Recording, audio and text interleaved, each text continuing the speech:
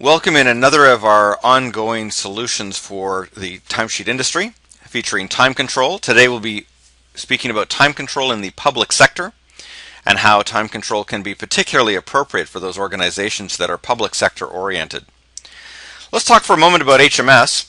HMS software was founded in the early 80s. In fact, our very first project was creating a timesheet in a project management context. And time control has been on the market as a commercial application since 1994.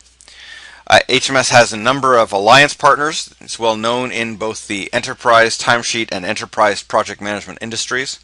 And time control has evolved since its original release in 94. Time Control version 6, brand new version of time control, a new architecture of time control was released in 2010. HMS has been involved in some of the more significant projects in Canada and in different parts of the world, including aerospace projects, projects involving power development and power authorities, whether they were hydro or nuclear based. HMS has been involved in military defense organizations and with the government working on defense spending, and in large utility type projects like offshore oil. Okay, let's turn our attention to timesheets for a moment. And when we talk about timesheets, one of the first things that people need to know is what kind of timesheet they're looking for. There are many different types of timesheets, and perhaps one of the most popular would be time and attendance timesheets. In the public sector, time and attendance is almost a must. You must be able to determine when people were working and when not, so that payroll and human resources are apprised, so they can determine not just what hours someone should be paid for, but also what kind of vacation or holiday time they may have taken. In the private sector, we tend to talk more about time and billing. And while this is very heavily oriented in the private sector amongst consultants and lawyers and accountants, engineers, we also see some of this now cropping up in the public sector, where organizations are sometimes asked to bill for their services internally between one department and another. Project management has become increasingly important in the public sector in recent years, and being able to do a timesheet to track what was done with one's time is becoming also very important. This has always been the case in things like large defense spending, but now even in the public sector, when doing services, there's a demand to say, what were we planning and what did we actually do, and that's what timesheets are used for in project management. And good governance and activity-based costing is also becoming a hallmark of public sector systems. Organizations that must comply with numerous government standards, whether those are from the Defense Contract Audit Agency or the European Work Rules, or any number of collective agreements or internal governance requirements, timesheets are often implemented for these reasons. The idea of time control was to create one system that would be able to fulfill multiple needs at the same time. Time control was designed to be time and attendance, also take care of tracking items by client, take care of updating project management, and being able to match governance and government systems.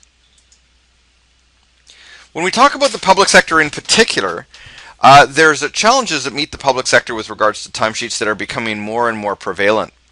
More and more public sectors are being called upon to manage themselves with the same kinds of standards that the private sector are being called upon to manage. And in the public sector, good governance and transparency are becoming critical. However, one of the big challenges for public sector organizations is that tools to manage projects or to manage timesheets are often oriented around the private sector rather than the public sector. Being able to show transparency and good governance for public funds includes being able to manage projects, being able to manage them on time and on budget. It also means showing the real cost of programs. While you may not be able to do that in dollars, being able to do so in person days or in person hours can be important. And being able to manage that the costs of a particular program don't exceed what was planned. So whether something is managed on a project schedule or by budget on a services schedule, being able to track the timesheet for those hours can be important. This is particularly true if some employees do more than one thing with their time. If they're involved in multiple programs at one time, being able to track those hours becomes critical. And being able to manage subcontractors and the many private-public sector partnerships that are now prevalent in the industry is also key. Being able to determine that the subcontractors have done what they said for the amount of money they said, being able to report on that in some detail, and being able to respond to questions on what did we pay for and what did we get for that money. These are the kinds of things that promote timesheet use in the public sector. So when looking for a timesheet, here are some of the key criteria that public sector organizations go looking for. First of all, the cornerstones of a timesheet that will work for the public sector is that it's got to be flexible enough that it can integrate with the systems that are already in place in the organization. Those systems may not be common private sector systems. They may be custom designed for that public sector organization. The system's also got to be easy to use, and it's got to be able to adapt to the particular criteria that a public sector organization may have. So key criteria are typically the speed of deployment. How fast can the timesheet be deployed and be producing results? How it will be accepted by the end users. In many cases, collective agreements or standards of use for users internally will be a key acceptance criteria. The system's got to be flexible, and in particular with the way approvals are done. Approvals in the public sector may be multi-level, they may be complex, they may have numerous rules for numerous kinds of business criteria. The system's got to be able to be compliant with government standards, and the cost has to be reasonable. When we look at TimeControl has been attractive in the public sector for many years. And that's because the system is one of the most flexible timesheet systems on the market. TimeControl adapts easily to the requirements that public sector has. So whether that means not tracking things by dollars or not tracking billable rates by salary and managing things more as a percentage entry or as a simple hour entry, TimeControl can adapt to that. The system's also very easy to use. In fact, we don't expect end users to require any training at all. Only administrators and supervisors who will be doing approvals should get a little bit of training, and that training is typically available online. The system is extremely fast to deploy. Deployments of TimeControl in the public sector are measured in days rather than months, as might be found by deploying an ERP type of timesheet. The system is already compliant with numerous government standards, including FMLA, for example, in the United States, or the DCAA, or the European work rules. And it's already in use by many other public organizations, whether those are public-private partnerships or government at the municipal, state, or federal level. And TimeControl is remarkably inexpensive to deploy and to maintain, and very inexpensive to acquire and to have up and running. One of the key challenges when we talk about deploying in the public sector is the approval process. And TimeControl has a unique ability to be able to approve timesheets in a matrix type of environment. That means that we can approve timesheets within the same process, both hierarchically through the organization, so that we start from the employee, we go from the employee to the department, and from the department up to the complete organization through as many levels as required. But at the same time, we can also do approvals for the work that was done, whether that's done by project or by department or by phase or by whatever criteria manages the work. We can also approve in that area. So a project manager can look at the information, or an account manager, and the organization can do hierarchical approvals for the organization. This allows, with both of these processes working at the same time, for a type of matrix to be managed for approvals. And this is a very common requirement in public sector organizations.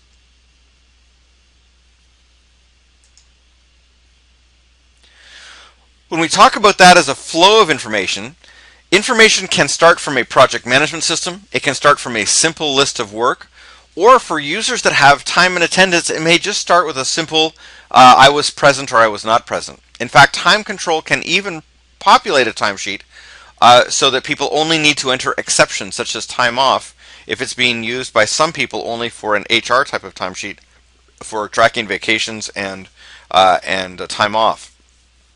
Information can come in from a variety of sources or can be entered in TimeControl, all of that to create a simple timesheet entry for the end user. As soon as the end user is done with that timesheet, they can send that timesheet for approval, and TimeControl can include automatic validation rules in the background. These automated rules can include virtually anything. Something as simple as no more than 24 hours in a day to catch typos.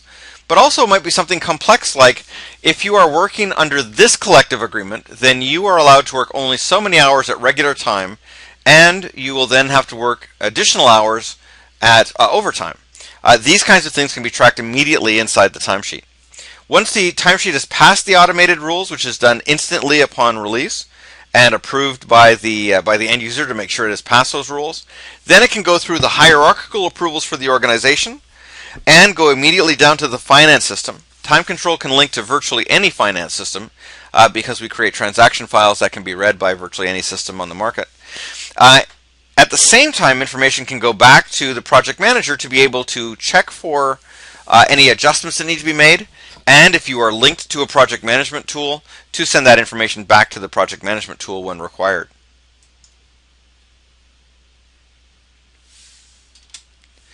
Okay, enough talking about it. Let's go over to TimeControl now and take a look at how easy entering timesheets in TimeControl can be.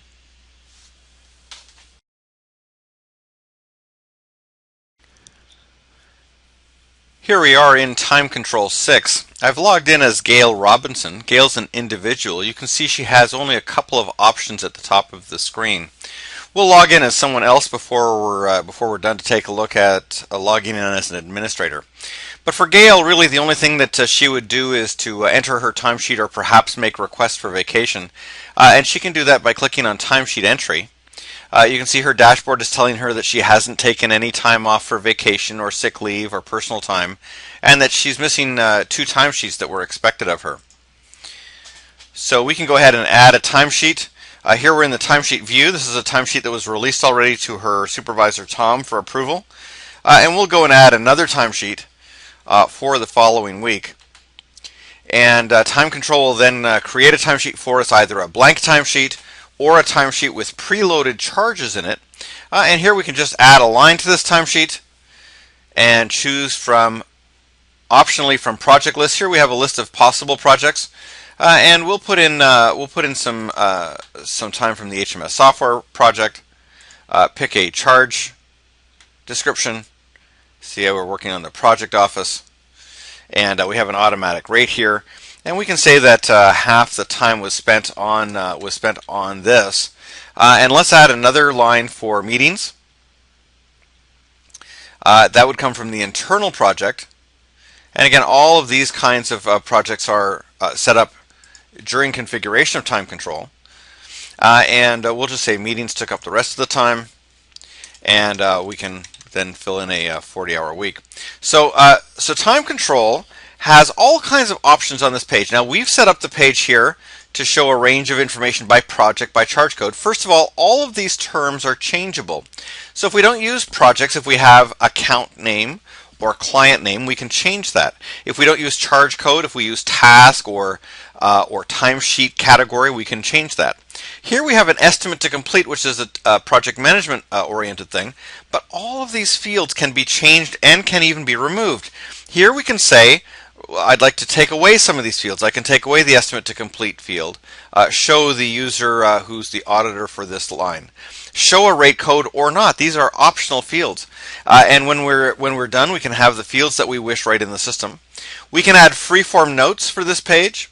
We can show additional information such as expense reports or information about tasks or resources here if we want.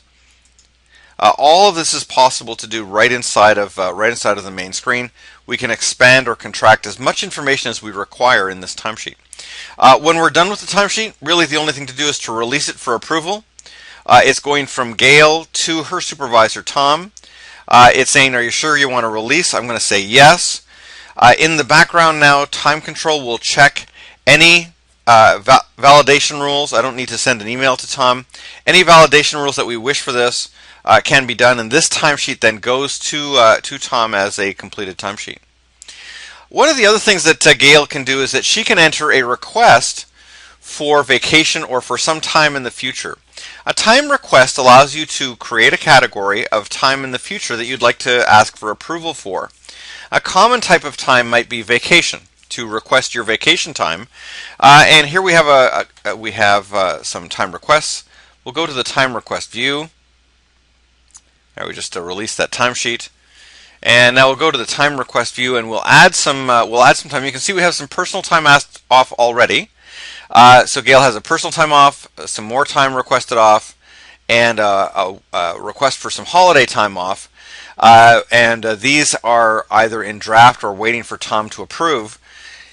And I'll just add another request, this time for standard vacation. So this is a vacation request.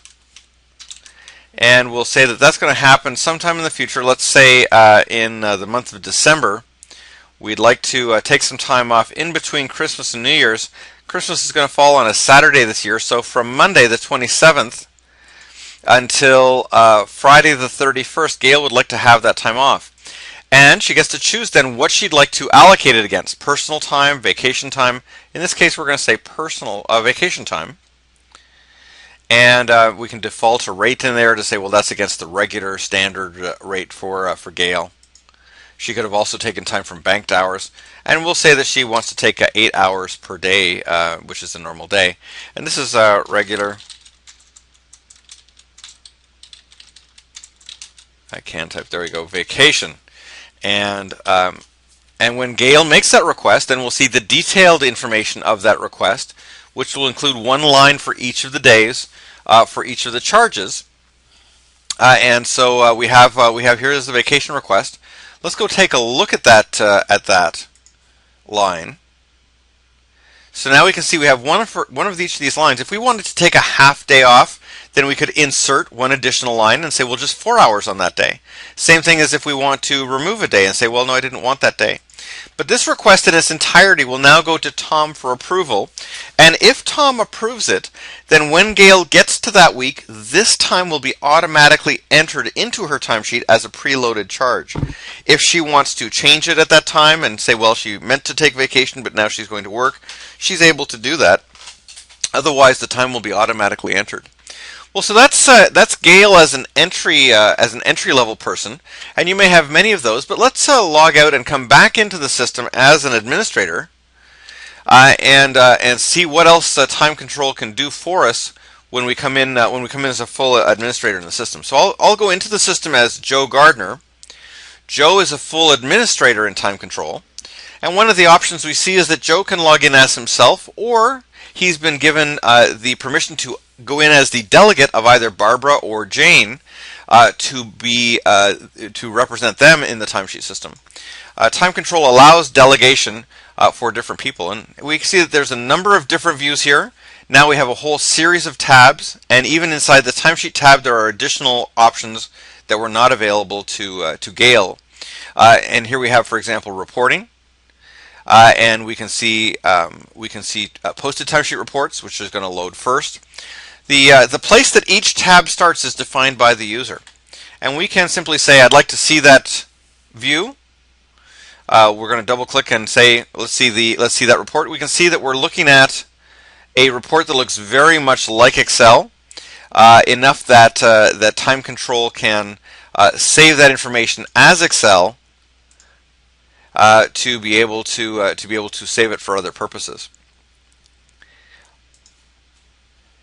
Time Control also has the ability to link to ERP systems, finance, load in and out from and transfer to project management tools, bring information in or send it out to HR type of tools or to payroll services. The system is tremendously flexible when we go about creating links for other purposes. And as an administrator, Joe can also determine the rules that make each timesheet valid. He can decide that those rules are applicable to everyone or applicable only to certain kinds of people. There are preferences that set up the entire system, such as such as what is the ending day of the week for the timesheet, when will we start. In the timesheet, do we have certain restrictions? Can we make, for example, the project name optional? Can we make it required? We can decide who preloads. We can set templates, such as we saw in the main system, and a range of other types of tools and administrator options. The system allows us to create dashboards and templates to be able to be seen by all users. We can make different dashboards for different kinds of users. We can make security for different kinds of roles. A system that's used for the public sector has got to be very flexible. And as much functionality as we've put into TimeControl for the administrators is as easy as we've made it for the end users. We know that we have that challenge of having something that's very simple for end users to be able to get into, not require any training to get up and use, and yet has all that functionality to link to other systems or report on other systems as is required by our organization. Okay, let's get back to the last of our slides and wrap up.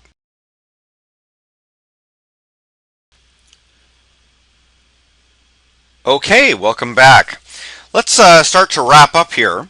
As you can see, TimeControl is easy to use for the end user, and yet includes quite a variety of functionality that might be needed by the public sector organization. There are some key advantages to using TimeControl in the public sector. First of all, being able to have matrix approvals makes it extremely popular because those that need to do project approvals can do them within TimeControl. Those that need to do just organizational approvals can do those as well, and the automated approvals allows us to check for an unlimited number of conditions. Being extremely flexible is key, and in particular being able to track internal staff and external staff with different criteria is very popular, so that subcontractors can be tracked in one manner and internal staff can be tracked in another. The automated validation rules and being able to send scheduled emails for missing timesheets, being able to link to project management tools, and the ability to be very flexible in terms of how links are made to internal finance systems are key. When we talk about doing links to external systems, TimeControl has already been linked to numerous systems, and HMS maintains alliance partnerships with a variety of industry-known leaders. We are a Microsoft Gold certified partner with knowledge in both Microsoft Project and Project Server. We're an Oracle partner, an Oracle Gold partner for Primavera as an independent software vendor. We're a Deltek Alliance partner. We have been linked with SAP and with numerous other ERP systems, including PeopleSoft and Dynamics and others. You may know some of our public sector clients, and here's just an example of some of them. We have public sector clients in the UK, in Australia, in the United States, in Canada, and in Europe. And these are among some of our clients. TimeControl has been used all over the world in a wide variety of industries, including both public and private sector. For more information about TimeControl, we encourage you to visit the TimeControl website at timecontrol.com. If you want to see more about this presentation, please go to our solutions area and look at the public sector solution page. You'll find this presentation as well as other materials that may be of interest to you. To find out more about HMS software, visit the HMS software site at hmssoftware.ca. And finally, please email us if we can be of any assistance to you at info@hmssoftware.ca. Thanks for your time and your attention today, and we hope if you're in the public sector that we can answer more of your questions about how TimeControl can be of benefit to you.